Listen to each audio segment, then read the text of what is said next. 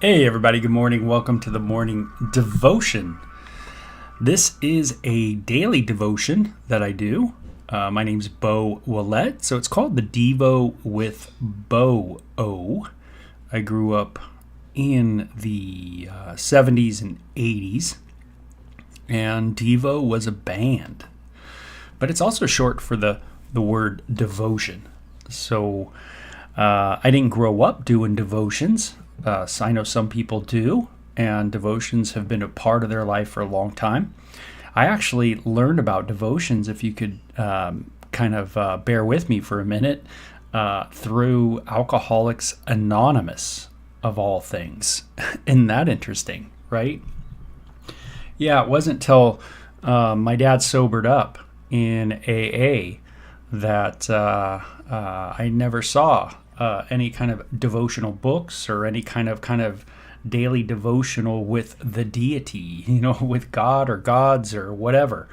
But my dad, his life changed from going from a really strong party guy, alcoholic, atheist, just kind of rebel guy, to a guy who all of a sudden started talking about God and grace and mercy and love and compassion, and was a great example to my brother and I of really what loving people looks like. And though he was a poor man, he was rich, just so rich in so many ways that most people just don't understand on this planet. And the love of money is crowded so much. Just a really content guy. Very cool. But that's where devotion kind of comes from. And I do these, like I said, Monday through Friday. 9 o'clock a.m. usually is on the dot, right? But sometimes I'm a little off. Depends if I'm riding the moto or if I've got hockey-ish things going on. But usually it's pretty on it. So I'm going to be in Genesis 31 today. We are going through the Old Testament. And the great thing about doing a devotion like this is you just simply go through the Bible. We know where we're going to be the next day, which is kind of nice. We can just open up our Bibles. If you got it on your phone, and we can just read through it together and kind of pick it apart. Right now we're in the life of Jacob. It's pretty cool. And we're going to see kind of what's going on in his life today, so to speak. So let's get into it. It says here, but Jacob soon learned that Laban's sons were grumbling about him. Jacob has robbed our father of everything, they said. He has gained all of his wealth at our father's expense, and Jacob began to notice a change in Laban's attitude towards him. It's always a bummer in a family where you can notice people's change of attitude towards you. Instead of being excited to be with you, they're not so excited to be with you anymore. Maybe even they have a bad attitude towards you.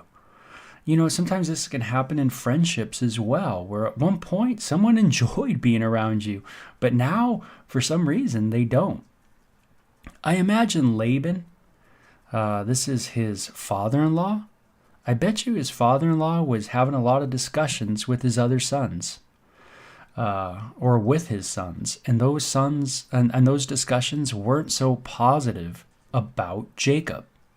And isn't it amazing that if you asked a question of why do you have the attitude you have towards that person, is it really from what that person has done to you? Or is it because of some other thing you heard? And it might be from a family member. But just so you know, it might be wrong. And you could have an attitude towards a person that's really not from firsthand information at all. It's really your attitude because of your brothers or sisters or family. It's unfortunate. And Jacob began to notice these attitude changes. And then the Lord said to Jacob, "Return to the land of your father and grandfather and to your relatives there, and I will be with you." God assures Jacob that he's with him and that he's going to get him back home. And it's about time Jacob get back to the land of Canaan, right? He's been away for quite some time. And by the way, in our devotion to God today, maybe it might be nice if we go to God and we just say, "God, forgive me for having an attitude towards that person that really is not based on my own communication with them at all. It's based on what other people have said about that person. Maybe I need to repent of that kind of attitude." That's why you got to be careful when we're talking to people in our own family. Are you saying way too much? Are you talking about things you shouldn't be talking about? Are you talking about other people all the time? It's one thing, what was really cool about my dad was he didn't talk about other people. It wasn't about, this is the problem with, your mom. This is the problem with this. This is the problem with that. It was him. This is the problem with me. These are things going on in my heart and in my life. Man, it was really, really cool. It meant you couldn't just sit down with my dad and just gossip. My dad would stop you. And you can't just talk about people. And you might have a religious, the reason why. This is why we do it. But maybe your attitude towards people has changed. And it's not for the right reasons. That's why we need to come to God and ask for forgiveness for that. So Jacob called Rachel and Leah out of the field where he was watching his flock. And he said to them, "I have noticed that your father's attitude towards me has changed, but the God of my father has been with me. You know how hard I have worked for your father, but he has cheated me, changing my wages 10 times. But God has not allowed him to do me any harm. For if he said, 'The speckled animals will be your wages,' the whole flock began to produce speckled young. And when he changed his mind and said, 'The striped animals will be your wages,' then the whole flock produced striped young. In this way, God has taken your father's animals and given them to me. One time during the mating season," see, he's trying to talk to them about the issues going on. I wonder how this is playing in their hearts too. Is this really going over well? He's trying to explain. He's trying to, hey, this is what's going on. And he says, "One time during the mating season, I had a dream and saw that the male goats mating with the females were streaked, speckled, and spotted. Then in my dream, the angel of God said to me, 'Jacob,' and I replied, 'Yes, here I am.' And the angel said, 'Look up, and you will see that only the streaked, speckled, and spotted males are mating with the females of your flock, for I have seen how Laban has treated you. I am the God who appeared to you at Bethel, the place where you anointed the pillar of stone and made your vow to me." Interesting. The angel is making clear that he's who? God, that's a trip. And it says, the place where you anointed the pillar and the stone and made your vow to me. Now get ready and leave this country and return to the land of your birth. Rachel and Leah responded, that's fine with us. We won't inherit any of our father's wealth anyway. He has reduced our rights to those of foreign women, meaning the attitude Laban had towards the women changed as well. And this is good because you see that Leah and Rachel both had an encounter with their dad where they knew what their dad, like they knew their dad's attitude had changed. They had first-hand information, and they were basing their judgments on what they observed in their father. My father's going a little weird. My father's getting all crazy. He's treating us as foreign women. He's not even treating us as, in a good way. And so that's good. It's good that they're having conversations and there's firsthand information that is being given from both parties that are in that conversation. It's not just one person saying, hey, this is what he did, this is what he did, this is what he did, this is what he did, and the other people going, okay. And then they're making their judgments. But instead they see it as well. And so it says, and after he sold us, he wasted the money you paid him for us. And it says, all the wealth God has given you from our father legally belongs to us and our children. So go ahead and do whatever God has told you. So Jacob put his wives and children on camels, and he drove all of his livestock in front of him. He packed all of his belongings he had acquired in Paddan Aram and set out for the land of Canaan, where his father Isaac lived. At this time they left. Laban was some distance away, shearing his sheep. Rachel stole her father's household idols and took them with her. Jacob outwitted Laban and the Aramean, for they set out secretly and never told Laban they were leaving. So Jacob took all of his possessions with him and crossed the Euphrates River, heading for the hill country of Gilead. So Jacob is on quite a journey. And it says 3 days later, Laban was told that Jacob had fled, so he gathered a group of his relatives and set out in hot pursuit. He caught up with Jacob 7 days later in the hill country of Gilead. But the previous night, God had appeared to Laban in Aramean in a dream and told him, I'm warning you, leave Jacob alone. So it's interesting how, again, we see the revelation of the deity as the Bible unfolds. At times, God is the God of the Bible is on the planet, and I take it's in some kind of bodily form because there is walking and talking and eating going on, and so that's a kind of safe assumption. And then you have God kind of in these dreams. You have God in this kind of vision, these visions that take place. So you see this kind of interesting off and on encounter these people are having with the creator of the world. And I don't think it's much different than what we see today, or if it's any different, that there's a lot of testimonies. Yeah, they're anecdotal, but of people not knowing much about God or anything about God at all, but yet seeking God in their heart, and yet there's a revelation that's given to them. No matter where they're at, what place, whether it's a modern world place or what we call first world, or if it's third world or any world, but God tends to reveal himself to those who seek him with all of their heart. And God also chooses to conceal himself to those who harden their hearts from him. Both things are happening at the same time on the planet. There is a revealing for those that seek, and there's a concealing to those who are hardening, prideful. So Laban caught up with Jacob as he was camped in the hill country of Gilead, and he set up his camp not far from Jacob's. What do you mean by deceiving me like this? Laban demanded. How dare you drag my daughters away like prisoners of war? Interesting. Why did you slip away secretly? Why did you deceive me? And why didn't you say you wanted to leave?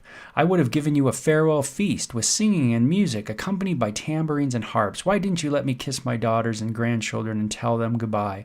You have acted very foolishly. I could have destroyed you, but God of your fathers appeared to me last night and warned me, leave Jacob alone. I can understand your feelings that you must go and your intense longing for your father's home, but why have you stolen my gods? Do you think this is a little over the top for Laban? I mean, this isn't what Rachel and Leah were describing to Jacob about the attitude of Laban, their father, towards them. They said he hasn't been treating us too well. But here, Laban, is talking a good game. A lot of times when we are in the wrong, it's easy to tell because we talk a good game.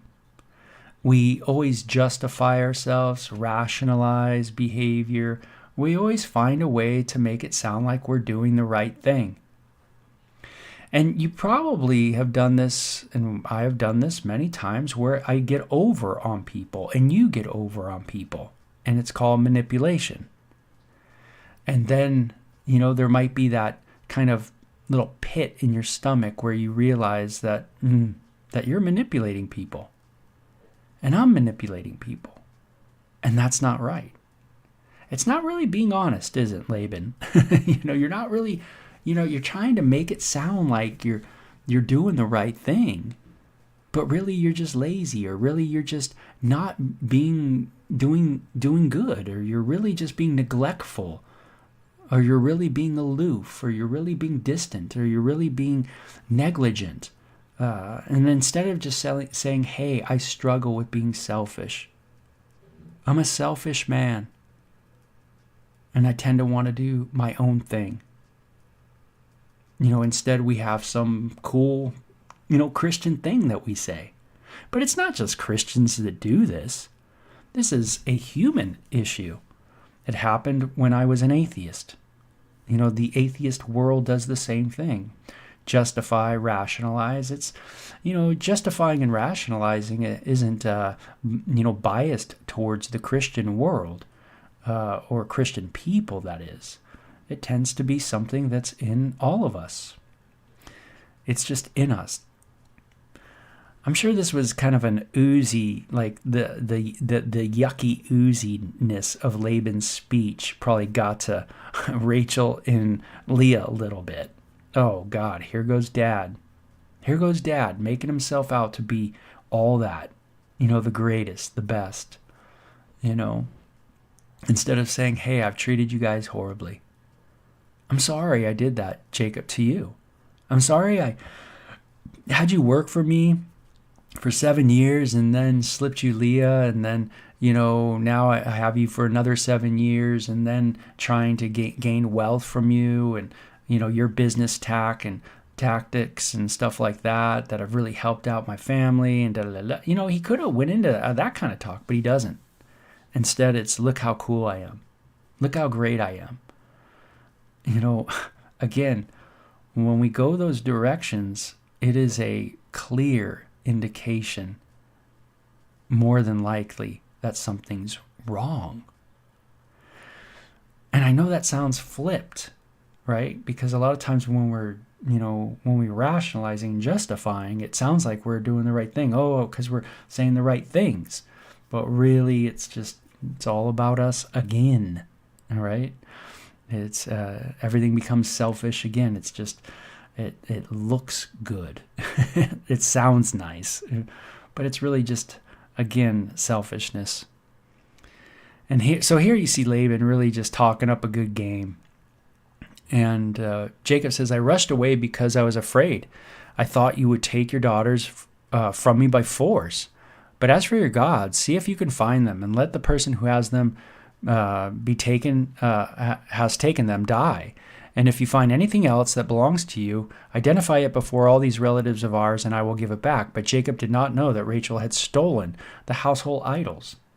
See, he was not, there wasn't an honesty even between him and his wife.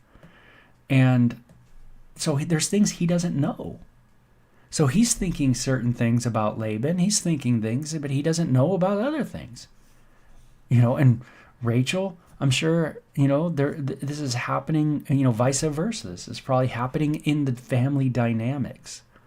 Where some people are in the know and some people are not in the know, and decisions and attitudes are made, and people's attitudes towards other people are changed. We need to learn how to love our neighbor instead of assuming.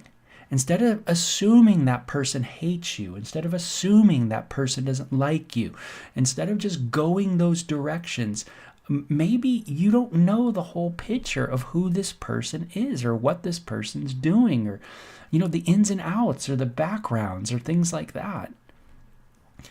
Instead, Jesus says there's a better way. There's a better way than all this. To love God and to love your neighbor, even to love your enemies. To have such a kind of love, a particular kind of love, that is a God type of love, that can break the barrier of all this dishonesty and manipulation that we tend to just live in and swim in as human beings. We call it normal. Yeah, it's weird. If you look at your normal relationship with people in your life, you think they're good. But when the Lord stands before us, he will show really what is going on. Wow. Jesus says he knows what's in our hearts. This is a great story because it just kind of reveals everything that we see in our own day and age, with people, with ourselves, and the different attitudes that we tend to have towards one another, and the wrong attitudes that we develop. And Laban went first into Jacob's tent and searched there, then into Leah's, and then the tents of the two servant wives, but he found nothing. Finally, he went into Rachel's tent. But Rachel had taken the household idols and hidden them in her camel's saddle, and now she was sitting on them. And when Laban had thoroughly searched the tent without finding them, she said to her father, "Please, sir, forgive me if I don't get up for you. I'm having my monthly period." So Laban continued his search, but he could not find the household idols. Hey, just like today, man, when you have your monthly cycle, things can, you don't want to mess with that person. Then Jacob became very angry, and he challenged Laban. "What's my crime?" he demanded. "What have I done wrong to make you chase after me as though I were a criminal? You have rummaged through everything I own. Now show me what you found that belongs to you. Set it out here in front of us before our relatives for all to see. Let them judge between us." You can see how the issue is getting heated and more heated. This is certainly how it goes, right? It just keeps festering, festering, festering, festering. People always think they're in the right. Jacob's thinking he's in the right. Laban's thinking he's in the right. Both of them don't know the whole story. Isn't that just how it goes, right, on this planet? Everybody's thinking they're right instead of just, why don't we think we're wrong? What would make us think that we're right at all when we look at this world and we look at human behavior? Why would we assume that humans, including me, are right? I think the correct way of looking at the world would be that we're naturally wrong. That is our bent. We are bent, like God says to Noah, right? In the covenant with the rainbow. Remember that? The covenant with the rainbow, I won't destroy the earth with a flood anymore. You guys are bent from your childhood on. You guys are bent. That seems like that would be rational to think that way. That my attitude towards this person is not right. I need to correct it. But when we think that our attitude towards that person, or when I talk to that person and I'm thinking I'm in the right, that is probably wrong. I have to always take a check and go, God, where is my heart? Search me, see if there be any what? Wicked way. Why? Because Jesus called us evil. You being evil know how to give good gifts to your kids. Yeah, the good gift you gave to your kid. See, the default of us is not good, but bent. All like sheep have gone astray. Each have gone their own way. We need saving. That's the push. For 20 years I have been with you, caring for your flocks. In all that time, your sheep and goats never miscarried. In all those years, I never used a single ram of yours for food. And if there was any attacked and killed by wild animals, I never showed you the carcass and asked you to reduce the count of your flock. No, I took the loss myself. I was an honest businessman. Hey, are people out there, am I an honest businessman? Boy. It says, it's a good question. No, I took the loss myself. You made me pay for every stolen animal, whether it was taken in broad daylight or in the day of the night. Laban was he was a hard businessman for sure. I worked for you through the scorching heat of the day and through cold and sleepless nights. So Laban, his business, I don't know if he had quite the the regulations going on, for the workers. Jacob worked for Laban, and Laban was a tough guy. It says, yes, for 20 years, I slaved in your house. I worked for 14 years, earning your 2 daughters. And then 6 more years for your flock. And you changed my wages 10 times. In fact, if the God of my father had not been on my side, the God of Abraham and the fearsome God of Isaac, that's cool, the fearsome God of Isaac, you would have sent me away empty-handed. But God has seen your abuse and my hard work. That is why he appeared to you last night and rebuked you. Hey, God rebuked you. God knows. God sees. Remember the God who sees? And he sees what we're doing in our businesses. He sees what you're doing in your business, Laban. Man, he sees how you treat, how there's no regulations, how you don't pay anybody anything, how you make them work all day and all night. You don't even pay them for overtime. You could hear it today, right? There's a lot of people that are working super hard, way harder than perhaps, you might be. And they are getting very much a short end of the stick. Why? Because there's injustice in our world. That is the default of human beings. We will use other people for our benefit.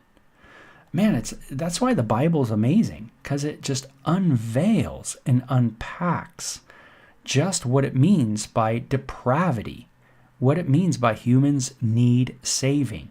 It shows it. It just reveals it in a very clear way by these stories that are history of the Hebrew people, but they've become illustrations to us, right, of some powerful doctrines in the Bible, like the one of depravity. Humans are evil.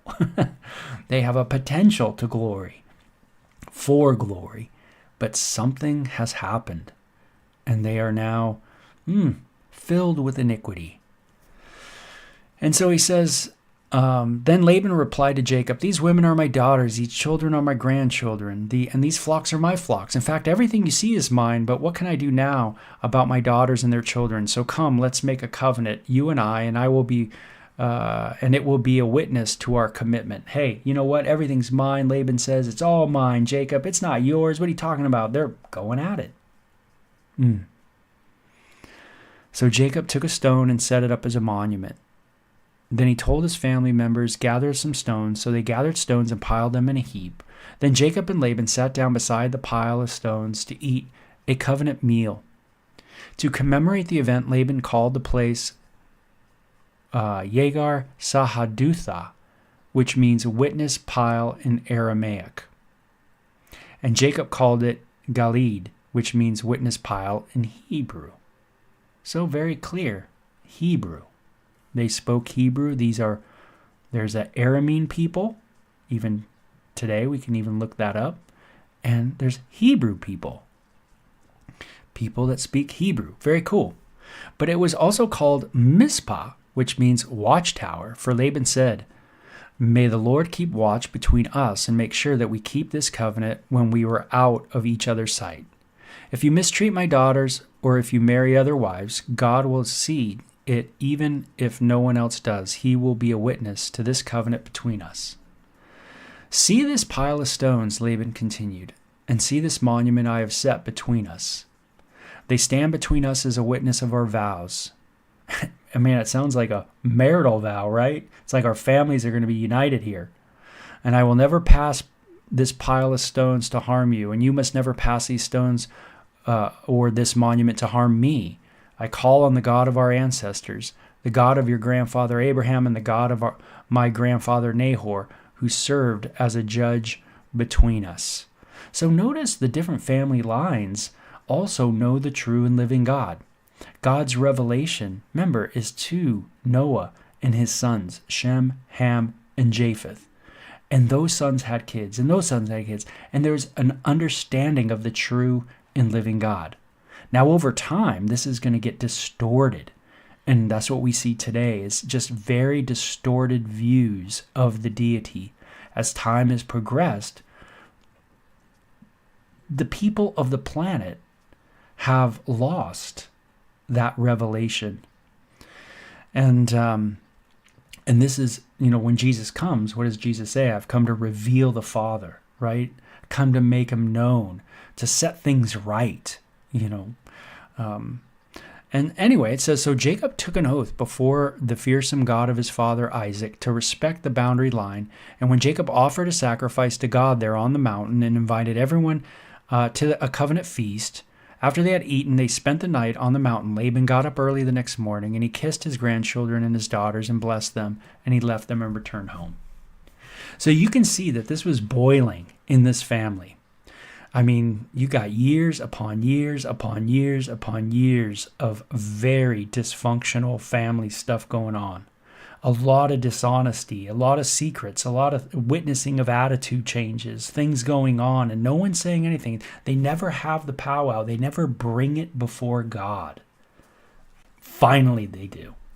Finally, they say, "You know what, Laban, let's make this agreement. Let's bring it before God." Jacob says, "That's right. Let's bring it before God. Let's offer a sacrifice." And they do it together. They come together under the umbrella of God, and they make peace with one another. Isn't that cool how when we maybe pray with people, maybe the remedy to all the rationalization and in your family and talking about one another and talking about how to fix the world and one another, maybe if we prayed for other people instead. Maybe if we just said, "Hey, let's pray for this person." I don't need to tell you everything. I don't need to get your mind, so that you're on my side, so I can rationalize my behavior or justify my attitudes. Why don't we just pray for this person? This person's on my heart. Let's just pray for this person. And just lift them up to the Lord. Seek God's will for them, in their life, and that God would grant them great peace and compassion. Maybe instead of going at the person over there, maybe pray for that person. Have you thought of maybe just praying for that person that's antagonistic towards the gospel? Instead of going at them, maybe just pray for them. And really seek the Lord on their behalf. Intercede for them. Wow. Sometimes chapters like this really show just how we've moved very far away from the way of the Messiah. And man, the way we get back is by, coming underneath that covenant once again. That covenant Jesus made with us, right? "My body I give to you," right? "My blood poured out for you. This is the covenant I make," right? He is that Passover lamb, the covenant that he makes with us of his body being broken, his blood being poured out.